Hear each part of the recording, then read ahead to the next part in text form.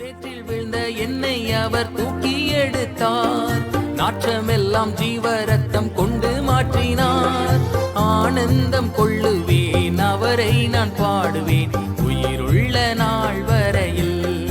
அல்லேலூயா, ஆனந்தம் கொள்ளுவேன், அவரை நான் பாடுவேன் உயிருள்ள நாள் வரையில். எந்த நாவில் புது பாட்டு எந்தன் இயேசு தருகின்றார். ஆண்டவராகிய இயேசு கிறிஸ்துவின் உன்னத நாமத்தில் உங்களை அன்புடன் வாழ்த்துகிறோம். பரிசுத்த வேதாகமத்தில் யோவான் எழுதின சுவிசேஷம் 6ஆம் அதிகாரம் 65ஆம் வசனத்தில் நாம் இவ்வாறு வாசிக்கிறோம். ஒருவன் என் பிதாவின் அருளை பெறாவிட்டால் என்னிடத்திற்கு வரமாட்டான் என்று இது நிமித்தமே உங்களுக்கு சொன்னேன் என்று ஆண்டவராகிய இயேசு கிறிஸ்து கூறினதை வாசிக்கிறோம். ஆண்டவராகிய இயேசு கிறிஸ்து இப்பூலகிலே மனுக்குலத்திற்கு அவர் தருகிற பாவ மன்னிப்பு என்பது மிகவும் விலையேற பெற்ற ஒன்றாக இருக்கிறது.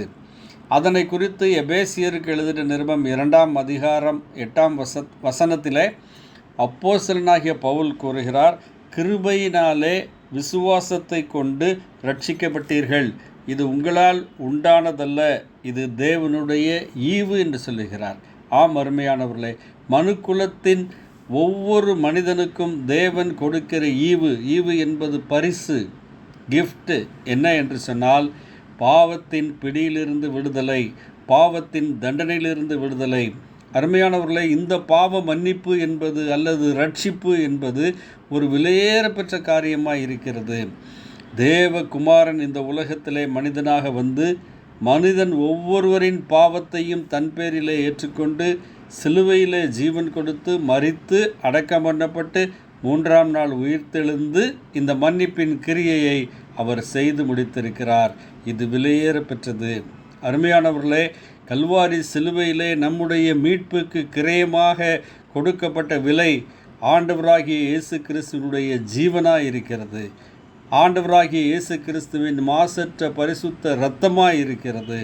ஆண்டவராகிய இயேசு கிறிஸ்துவினுடைய பாவம் இல்லாத அந்த சரீரம் நமக்காக பிட்கப்பட்டது, அவமானப்படுத்தப்பட்டது, நிந்திக்கப்பட்டது. இவ்வளவு பாடுகளையும் சகித்து நமக்கு பாவ மன்னிப்பு உண்டாக்கப்பட்டிருக்கிறது. ஆகவேதான் இது தேவன் அருளிய ஈவு.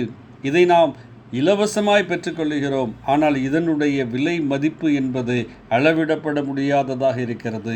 விலையேற பெற்ற இரத்தம் சிந்தப்பட்டது, விலையேற பெற்ற கிரயம் நமக்காக கொடுக்கப்பட்டது.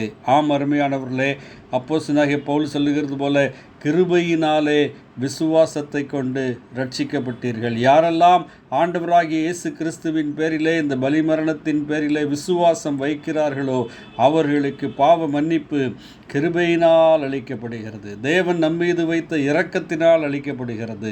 கிருபையினாலும் இரக்கத்தினாலும் ஆண்டவர் இந்த மன்னிப்பை உண்டாக்கி வைத்திருக்கிறார். விசுவாசிக்கிற யாவருக்கும் அது பரிபூர்ணமாய் இலவசமாய் அருளி செய்யப்படுகிறது. இந்த விலையேற பெற்ற பாவ மன்னிப்பை ரட்சிப்பை நீங்களும் பெற்றுக்கொள்ள வேண்டும் என்பதே உங்களுக்காக நாங்கள் தேவனிடம் செய்யும் பிரார்த்தனையாய் இருக்கிறது. ஆமேன். நன்றி.